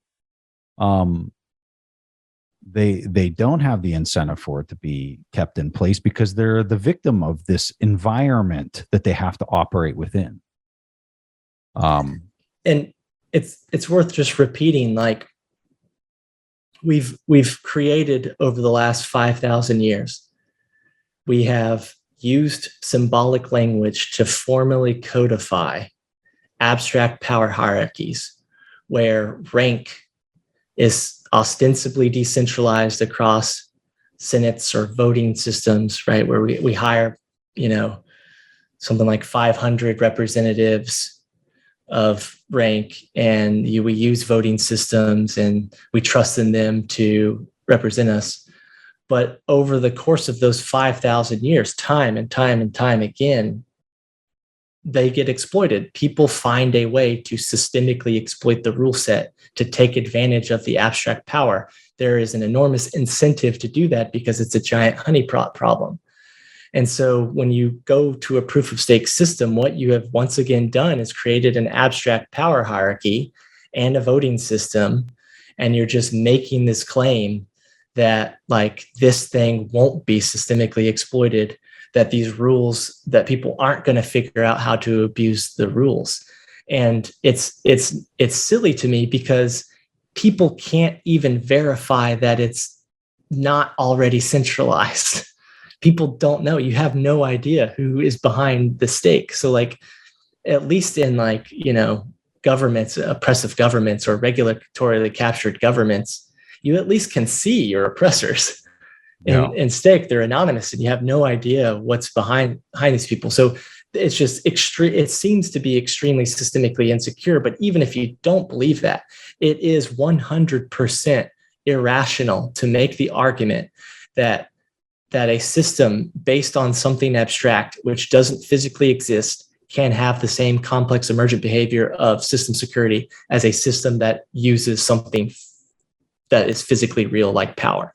Like, you can't reasonably make the argument that they will have the same emergent properties because they are very physically and systemically completely different systems. I want to play a clip as we're talking about how the apex predators have an incentive to keep these systems in place. This is a clip. I'm going to play it. And I'm not going to tell you what it is. And then I want to capture your thoughts after we're done playing it. And this is an apex predator of the existing proof of stake system. Here it comes. Mr. Dimon, if I can ask you one other question. I'd like to ask about another topic that I've been very focused on, which is the rapid development of digital assets and related financial technology. I believe the United States should lead the development of emerging technologies like distributed ledgers and blockchain, and the federal government should provide the certainty needed for the country to serve as a hub for financial innovation. And I've developed legislation to help define qualified stablecoins, which I know the chairwoman and the ranking member are also working on, and to select the appropriate regulator. I've read that you're a little skeptical of some of these new technologies, but what are the biggest things keeping you from being more active in the space? And do you worry that we would miss the boat and give other nations like China an opportunity to advance their digital currency and other payment systems that could undermine the US dollar? And I'd love to get some of your thoughts on that. So you have to separate blockchain, which is real, DeFi, which is real, ledgers, tokens that do something and deliver information, money, ideas, simplify smart contracts. That's one thing. I'm not a skeptic. Okay, I'm a major skeptic on crypto tokens, which you call currency, like Bitcoin. They are decentralized Ponzi schemes, and the notion that's good for anybody is unbelievable. So we sit here in this room and talk about a lot of things, but $2 billion has been lost every year. $30 billion of ransomware, AML, sex trafficking, stealing. It's dangerous. There'd be nothing wrong with a stable coin properly, just like a money market fund, properly regulated. All right, Jason, your thoughts. Again, all software is abstract.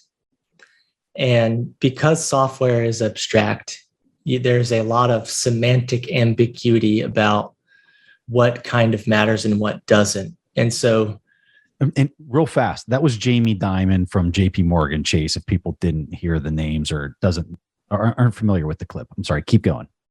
Yeah, no, this is great because let's use adversarial thinking here. From Jamie Dimon's point of view, to your point, he's the top dog. He's the apex predator in his abstract power hierarchy, right? He's the God King. He needs to do whatever he can to maintain his abstract power. He's talking about because software is so semantically ambiguous and because it's all abstract, what a common tactic, and you see this with like the crypto world, is you pick something random and you say that's the innovation. So you say, oh, it's blockchain, that's the innovation. Oh, it's smart contracts that are the innovation, or oh, it's this, or it's that. And it's everything like but Bitcoin. Yeah, it's like the wave my hand with like wave here, and then like, don't pay attention to the thing that actually matters, which is Bitcoin, which is physical cost functions and decentralized, like physical decentralization of control authority over resources. And so that's exactly what Jamie Dimon is doing. And you'll see this with everyone. You'll see this with the CBDCs. You'll see this with like, Ethereum, for example, is they say that something else is the innovation to try to get you into their abstract. They won't even talk about it. Like Andreessen Horowitz, right? They had some big giant crypto recap paper. I think it was Pierre Rochard that was talking about it. Bitcoin wasn't even mentioned. Wow. In the entire report. Yeah. Yet it has the largest market cap of any type of crypto asset. Using air quotes there for people. And there's if you study computer science, if you study software reuse, the most common form of software reuse is design reuse. So people take a design of an existing piece of software and then tweak it a little bit. Yeah. Majority of cryptocurrencies out there is reused Bitcoin, right? But they tweak it. Minus the proof of work. So they copy the design of Bitcoin and then they remove the proof of work and they create an abstract power hierarchy where they have the control authority over the ledger in some backdoor way or some trapdoor way through the systemic exploitation of the rules. They get VC money. They then pump the marketing to get a bunch of people to buy it, and then they get their bags pumped, and then they offload it. Yeah. So then they probably go and buy Bitcoin with the proceeds. Yeah, I mean, if they were smart, I would do that if I were kind of evil that way. No, you're not evil like that. But the point is, whatever you do, don't let people realize the value of physically defending their access to their property or physically defending their policy against systemic exploitation using real world physical power. Condemn it as much as possible. Get people to forfeit their physical aggression, domesticate them, And then once they stop using physical power, they adopt abstract power hierarchies, and then they become the domesticated animal that you can exploit. And so you'll see this with everything now, is they're going to come up with every possible different way to get you to not appreciate proof of work or the use of real power to secure your access to the things that you freely choose to value. And you should just be very, very skeptical. That should raise red flags. Anytime anyone tries to raise the argument that the use of physical power to physically defend yourself by imposing severe physical costs on attackers is somehow bad because of the energy it uses, that's a red flag. That's a God King trying to build an abstract power hierarchy, trying to trap you. And that's exactly what Jamie Dimon here is doing. He's saying, okay, well, this blockchain isn't bad and smart contracts aren't bad, but that thing called Bitcoin, that's bad. And, look at all these bad people. So he's the shark trying to get you to, think that like your swimming pool isn't safe. And he's trying to say what is safe is this open water where I swim around. You just have to be careful. All right. Here's the next clip I'm going to play for you. You ready? Yeah. Here it comes. So I think like to summarize one of the ways that I think about this in a more philosophical way is like proof of work is based on the laws of physics. And so you sort of have to work with the world as it is, right? You have to work with, electricity as it is, hardware as it is, what computers are as it is. Whereas because proof of stake is virtualized in this way, it's basically letting us create a simulated universe that has its own laws of physics. And that just gives us as protocol developers a lot more freedom to optimize the system around actually having all of the different security properties that we want, right? And that we want. If we want it, this is a particular security guarantee, and then like often there is a way to modify the proof of stake mechanism to also achieve it. So it's just much more flexible, and it shows through in the efficiency and the security of the network. Way more flexible, Jason, to give us the security that we desire. Yeah, I study system security of software intensive systems at MIT. Like, for whatever reason, I find that interesting. And so I took as many graduate classes as I can on that. And it's actually extremely common. So what's happening here is Vitalik is making the claim that if you remove the physical constraints, it will somehow make it safer or make it more secure. But what he doesn't realize is the thing that's achieving the security is the physical constraints. Yeah. I mean, you're not going to Fort Knox, right? Like it'd be like saying, oh yeah, we're going to take the walls down. We're going to remove the fence. We're going to remove the security guards. We're going to move the brick walls. We're going to remove the metal casing around the vault to make it more secure, Jason. Yeah. Yeah. But this isn't just true for like this scenario. Like we've studied, at least in my graduate classes, so many different fields make the same mistake. Aviation has made this mistake multiple times. And what do you mean? Where you replace like a physical interlock or like a physical impediment with something digital or with a piece of software. Yeah. And then you end up inadvertently removing the physical constraint that was actually keeping that thing safe. And then the rocket blows up or the airplane blows up or the Boeing 737 dive bombs. Yeah. And so this is a common problem. It's something that software developers do for some reason, is they think that like for whatever, like they don't realize that system security is a complex emergent behavior, and often the result of physical constraints that cannot be replicated in a virtual environment where nothing physically exists.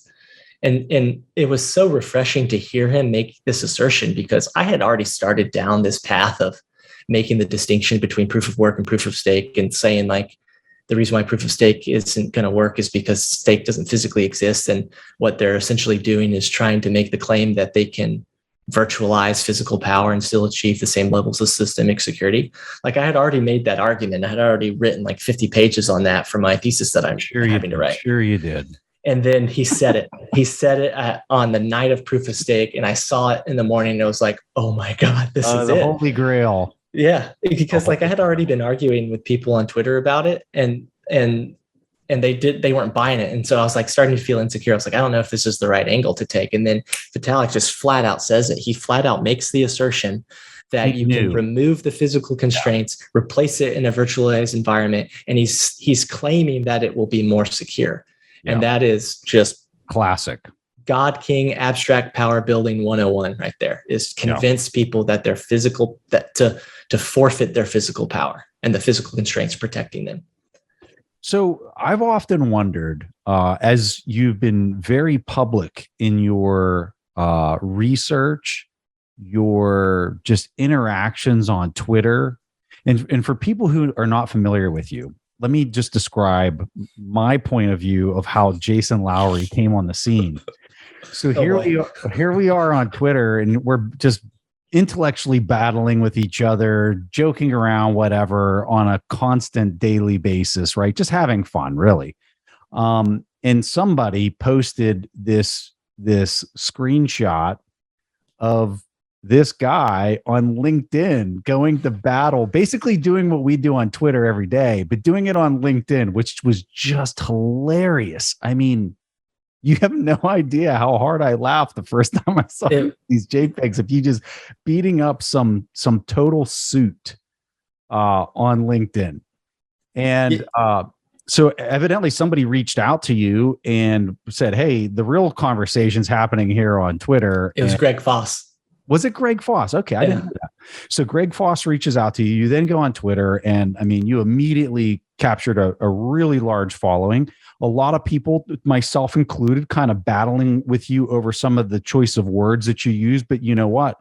When I look at like how much your thesis has evolved through the time that you've been at MIT writing this, I can see, Jason, that you took a lot of the things that people were saying to heart and really wanted to understand other people's vantage point. You weren't battling with them via ego. You were battling with them intellectually to try to understand their point of view, right? And all of that has come out. And I think people that are listening to this conversation can see that evolution in your writing and your thesis that you've developed. But here's my question. Sorry to keep going on. My question is this: how has MIT and the professors there received this? Because I would think that it hasn't been received well, because it seems like so much of the proof of stake saves the energy usage stuff is so indoctrinated at the academic level that I would think that you're literally banging your head against the wall. Yeah. So I got invited here. I forgot that's how I got famous, is through the bashing of suits on LinkedIn. I forgot about that. Greg Foss, he was like, dude, you got to come to Twitter. Like your people are here. You don't know it yet. We were watching, like, people were posting these things on Twitter, like these screen grabs. And I'm telling you, we were so hard. I was so afraid to come to Twitter. And I was like, I'm going to say something that gets me in trouble. And sure enough, day one, I say something. But the grounded theory methodology. So I'm using a grounded theory methodology, which is essentially you try to interviews. You just talk to people as much as you can. Yeah. Preferably talking to people who are knowledgeable in your subject matter area. Mm-hmm. Well, there ain't no such thing as an expert in cryptocurrency, as much as people on LinkedIn like to put it on their profiles, right? Like no one actually knows. Web3. They're putting Web3, Jason. Web3, yeah. Right. There's no such thing as an expert in this field yet. It's too new. And so if you want to find the most knowledgeable people, they're going to be on LinkedIn. Or they're not LinkedIn. God, no, not on LinkedIn. On Twitter. They're going to be on Twitter. And their name's probably going to be douchebag 5 or something. Yeah, right. No, and it's true. And then they're going to have a cartoon as their profile picture with laser eyes. But those people have enormous technical knowledge, way more so than you could get from any professors here, or not all of them, but like most people, like in any institution, just because this field is so new. And so my approach to this thesis was a grounded theory methodology where I engage in unstructured interviews with the public or with anyone I could find. Mm-hmm. And then just have like intellectual debates on them. And then I use their feedback and that's just the grounded theory methodology, is you just use you just use their core concepts and you improve, and try to get to what's called saturation. And so, yeah, no, like I owe all my ideas to the something like 70,000 comments that I've replied to in the last year. Okay, sorry. I just wanted to address that because I do really appreciate all the help and all the people like you that I get to meet that can help kind of shape this. It's really important to me to do this publicly because of my job and the reason why I'm at MIT. I am a U.S. National Defense Fellow. I am an active duty officer. I am researching the national strategic implications of Bitcoin, and I am going to send this straight to the Joint Chiefs once I finish it, right? And I am going to be advising senior policymakers, and I already do. So, and so I don't want that to be secret. I want that to be an open conversation, and I want to be as fully transparent as possible. Now, in terms of how people at MIT react to it, I have seen the same thing you've seen, which is this like obsession with proof of stake. Like there's that MIT article that talked about like it's such a big deal, and it's like, and I get in lots of fights with those people. But luckily, the way MIT is structured is there's different schools, and no one really has any claim over like any particular subject. So there's like not one department that gets, to claim all Bitcoin research or all cryptocurrency research. There's people in the business school, there's people in engineering school, there's people in the computer science school, and they can all, you pretty much have like freedom of action. And so what I did was I found I deliberately steered away from the professors. You're right. I do usually am kind of I do kind of clash with most of the line of thinking with like the business school people here. They're just so into Web3 and crypto right now. It's just kind of hopeless. I don't even try to talk to them now. I found the expert in software security and software system security. I found the expert with 40 years of knowledge and started like literally wrote the book on system security that like the whole world uses. And I found her and she was also skeptical. She's like, I think it's all a scam. But I was like, okay, then you should be my advisor and let me prove to you using your own area of expertise why Bitcoin is the exception. If I can convince you using your own area expertise of why Bitcoin actually is a major new change in cybersecurity, then wouldn't that be a good thesis? And she was like, okay, cool. And so I found her as my advisor. And so far it's going well. I mean, I won't know if it's successful until I publish next year, but man, she's just awesome. She's actually, like I said, she's like one of the world leading experts in system security, and like people like Ethereum developers have been like starting to go to her conferences. So it's just kind of funny. It's like anytime an Ethereum developer like signs up or whatever, she's like, hey, check this out. So this is something I want to just say. So if somebody from your school or one of your advisors are listening to this, the thing that you get in this space is, and I was talking to you a little bit about this before we started recording, is you get people that come to Bitcoin from so many different expertise. Some people come from the software side. Some people come from the game theory side. Some people come from the finance side. I'm coming from the financial lens, and that's how I found Bitcoin in 2015. How I found it is I had the opinion that the credit markets were going to implode and that there was no way out for central banks to contain how broke credit markets had become, because I was looking at this long-term credit cycle that was, made famous by Ray Dalio. And I was just looking at it as like, what can possibly catch all of this buying power when this neutron star of credit explodes? That's how I personally found Bitcoin. So I came with that bias. I came with that lens.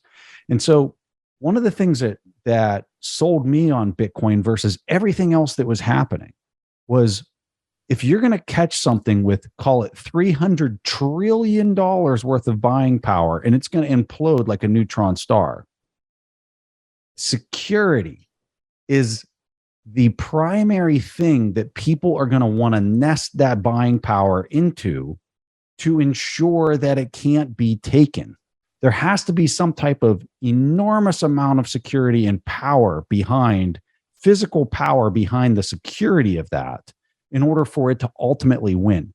Because when you look at how like bond investors look at their they're obviously not concerned about the yield, because you just started getting like, and I wouldn't even call these good yields, especially when inflation's at 8% and they're offering 4% on the 10-year treasury. You're guaranteed to lose 4%, right? Like, they're not there for the yield. They're there for the preservation of buying power. And it's to the tune of hundreds of trillions of dollars that they just want to preserve the buying power. So if this thesis of the credit markets exploding is valid and true, which I'm saying as an if, because I'm trying to look at it as objectively as possible, how can anybody think that that's going to manifest itself anywhere other than the most secure protocol or money on the other side of such an event? And so I guess that's me venting a little bit, and I'm sorry to kind of go off on a tangent, because this show is not about me. It's about you and your thesis here. But I find it frustrating that people are not seeing that. Instead, they're caught up in these tokens or these get rich quick ideas that, oh, it's an innovative blockchain smart contract Jamie Dimon BS. And they're missing the elephant that is so big in the room that like it's suffocating the person. They can't see it. It's literally suffocating them because it's so big. Can I vent on this real fast? Yes. So you came in from the financial perspective. My first job in the military was as a blast and ballistics research engineer, where I literally measured the watts of bombs that go off and bullets that go off. So I'm like literally measuring our ability to impose physically prohibitive costs on people in watts. My second job in the military was as a subject matter expert in electronic warfare, specifically directed energy weapons. So once again, using watts as a measure to impose severe physical prohibitive costs for the sake of securing something. Okay, then I transitioned into the world of space, became an astronautical engineer, learned how to use and design spacecraft, and then I was part of the founding team of officers that stood up U.S. Space Command and also U.S. Space Force, which was essentially a question of, well, how do we impose physically prohibitive costs in a completely new domain? So what I'm saying is, I know a lot about the use of watts, the importance of watts for achieving security, and the question of how do you start using watts in a new domain to secure the stuff that you care about. Yeah. So what attracted me to Bitcoin was just like this idea that, of course, it's going to be the case that we are going to figure out a way to use watts to impose physically prohibitive costs on people in and from and through cyberspace, to defend ourselves in and from and through cyberspace, especially our property, our cyber property, and especially our policies, our rule sets and the software that we use. So like the missing ingredient of cyberspace is the ability to impose physically prohibitive costs in from through cyberspace using watts. Obviously, we're going to that future. It doesn't make any sense. Like, I don't understand how anyone can think that we wouldn't go to that future. Yeah. If, we've already done it in land, we've already done it in sea, we've already done it in space. Of course we're going to do it, and in the air. Of course we're going to do it in cyberspace. And so you have to just be looking out, like, what's it going to be? There's going to be a protocol that people use to impose physically prohibitive costs on people in from through cyberspace, and that's clearly Bitcoin. And that was clearly the original intent of Bitcoin. And it's supposed to be a denial of service attack, or denial of service countermeasure, or a countermeasure against systemic exploitation of software. That's how it started. That's how they talked about it. Yes, Satoshi took it and framed it as a cash, but like we said before, that just happens to be a great use case, one of many use cases that this type of technology could be used to secure, but it isn't limited to just cash. And so I'm in the same boat. It's so frustrating for people to just, like, especially at big institutions like at MIT, for people just to ignore the major, like. But think about it. It makes sense, Jason. It goes back to what you're talking about, abstract power, right? There's no more abstract power going on than in a academic institution of who's who and who's tenured and whose class is most noteworthy. I guess my point is, you could have called Bitcoin anything. It could have been called Bit Unicorn or just anything. It doesn't matter what it's called. Whatever it was called, it would have still been a major, like, leap in the field of computer science and cybersecurity. Like, it's just such a dramatically different way of doing things that is so completely unique and different that no matter what you call it, it's just that we happen to call it money. And we happen to use the first use case for which we started to secure this was as a peer-to-peer cash system.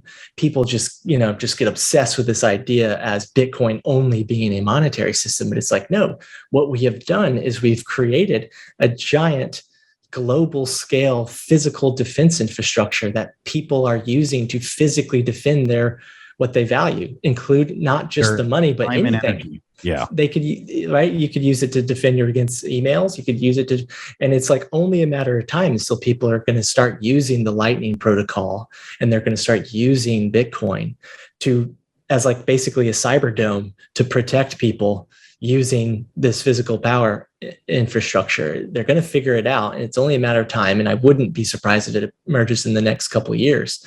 Yeah. And it's like that is such a, in my opinion, like a bigger deal, and less, more importantly, a more inevitable deal. Like, of course, that's going to be something that happens. Like, of course, we're going to start figuring out how to use protocols to physically defend ourselves through cyberspace.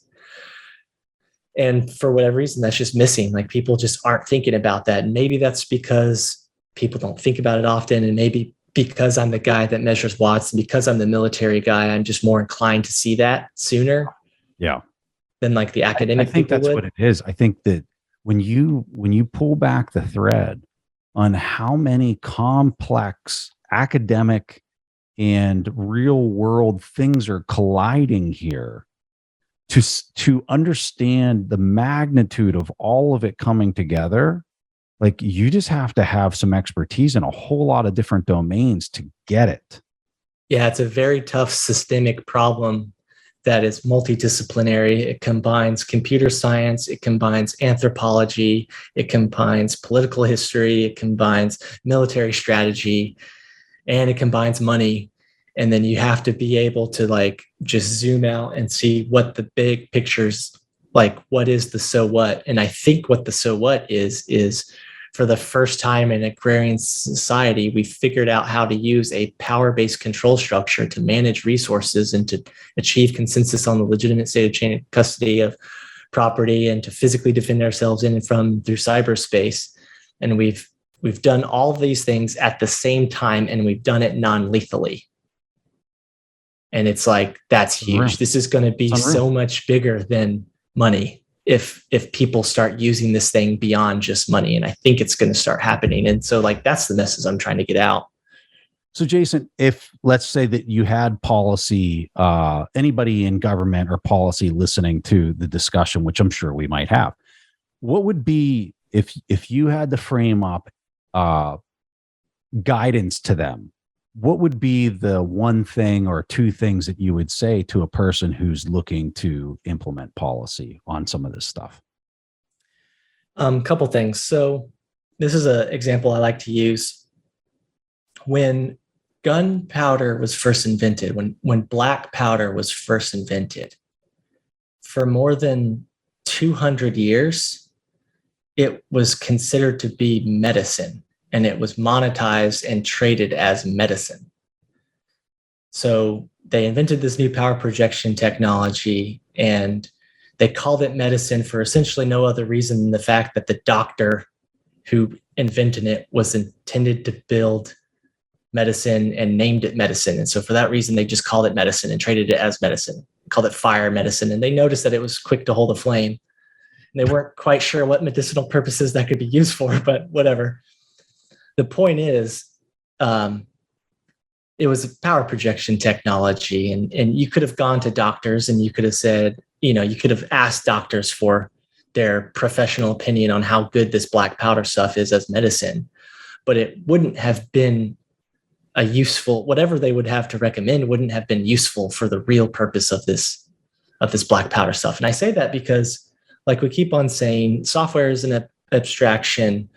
What proof of work really represents is a cybersecurity system, specifically a system where people are learning how to defend themselves, learning how to defend the access to their property that they freely value, or to defend their policy against systemic exploitation and abuse, or just to figure out how to use this thing for all sorts of new cybersecurity reasons. And it was called a coin, and people act like it's a coin, but that's just one of many use cases of this thing. And so, Adam Back, I talked to him about when he first invented it at the hash function, and he first called the receipt for solving the hash function a stamp.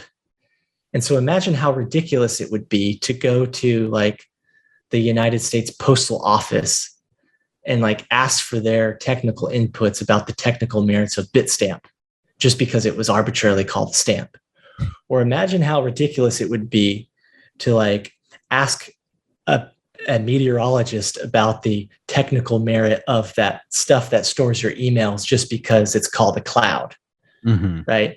So just because we happen to call this power projection system, this massive scale physical defense system that people are using to secure their property, a coin, doesn't automatically make it the case that the United States Treasury Department or the United States Federal Reserve is qualified to be talking about the technical merits of this technology. Wow. Least of all is the frickin' bankers, because of the very first incentives. Yes, because of the very obvious incentives like we heard Diamond talked about. So the last people qualified to be talking about the national strategic security implications of this power projection technology is the United States Treasury Department, is any bank. And so who's running the conversation about the national strategic security impacts of Bitcoin right now, and why, and what qualifications do they have? Because from my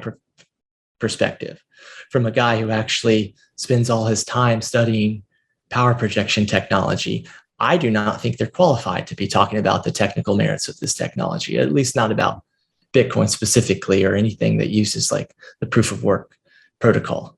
And so my recommendation to any policymaker that might be listening to this is the last people you should be listening to are bankers and financiers about a power projection technology.